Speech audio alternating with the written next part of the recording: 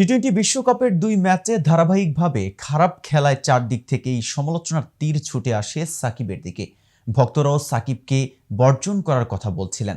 তবে বেশি দিন পরে সমালোচিত হবার মতো ক্রিকেটার যে তিনি নন, সেটি প্রমাণ করেছেন বহুবার। এবার যেন শুরু থেকেই তেতে ছিলেন সাকিব।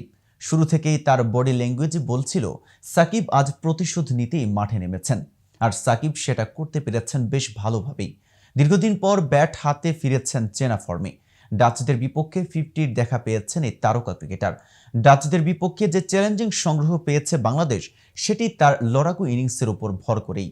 তো ভিউয়ার্স, চলুন নেদারল্যান্ডসের বিপক্ষে সাকিবের খেলা দুর্দান্ত ইনিংসটি সম্পর্কে বিস্তারিত জেনে নেওয়া যাক। আর কেটিভি ক্রিকেট থেকে আমি মেহেদি হাসান আছি আপনাদের সাথে। আজ ব্যাটিংয়ে নেমে শুরুটা তেমন ভালো হয়নি বাংলাদেশের। ইনিংসের দ্বিতীয় ওভারেই আরিয়ানের বলে রিভার্স সুইপ খেলতে গিয়ে স্লিপে ক্যাচ দিয়ে ফেরেন শান্ত। 3 বলে মাত্র 1 রান করেছেন টাইগার অধিনায়ক। শান্তের বিদায়ের পর উইকেটে এসে দ্রুতই ফেরেন লিটন দাস। তিনিও হয়েছেন আরিয়ানের শিকার। নিজের খেলা দ্বিতীয় বলে আরিয়ানকে উড়িয়ে মারতে গিয়ে ধরা পড়েন স্কোয়ার লেগে। 2 বল খেলে মাত্র 1 রানেই শেষ হয় লিটনের ইনিংস। দলীয় 23 রানে 2 উইকেট হারানোর পর ক্রিজে আসেন সাকিব।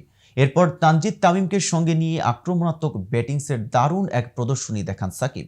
তবে 32 বলে 48 রানের দুর্দান্ত এই জুটি ভাঙে দলীয় 71 রানে তানজিদ তামিম সাজ করে ফেরায়। নবম ওভারে ফন মিকিরেনের বলে ক্যাচ হয়ে ফেরেন তানজিদ। আজ 26 বলে 35 রান করেছেন তরুণ এই ব্যাটার। তবে বাংলাদেশের আস্থার প্রতীক বনে যাওয়া তৌহিদ অবশ্য আজ সুবিধা করতে পারেননি। 15 বল খেলে 9 রান করে বোল্ড হন এই তরুণ। তবে হাল ছাড়েননি সাকিব। 89 রানে 4 উইকেট হারালে মাহমুদুল্লাহর সঙ্গে 41 রানের জুটি গড়ার পথে অর্ধশত তুলে নেন সাকিব। এ নিয়ে তার 38 বলের 50 এলো 21 ইনিংস ও 20 মাস পর। এর আগে সবশেষ 2022 সালের অক্টোবরে পাকিস্তানের বিপক্ষে অর্ধশত রানের দেখা পেয়েছিলেন তিনি। দেশের হয়ে টি-20তে এটা তার 13তম 50, আর 3 ফরম্যাট মিলিয়ে 100তম। শেষ পর্যন্ত 46 বলে 64 রানের এক দুর্দান্ত ইনিংস খেলে অপরাজিত থাকেন সাকিব। তবে এখানেই শেষ নয়।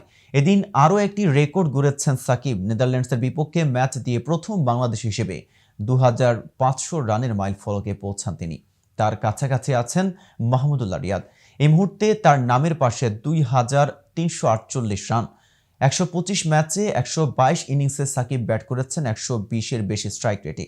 অন্যদিকে মাহমুদুল্লাহর স্ট্রাইক রেট 118। সো ভিউয়ার্স, আজকের এই ভিডিও দেখে আপনার কোনো মতামত থাকলে আমাদের কমেন্টস করে জানাতে পারেন। সাথে সাথে নিয়মিত ক্রিকেট আপডেট এবং ইনফরমেটিভ ভিডিও পেতে আমাদের চ্যানেলটি সাবস্ক্রাইব করতে ভুলবেন না। এতক্ষণ সাথে থাকার জন্য আন্তরিক ধন্যবাদ।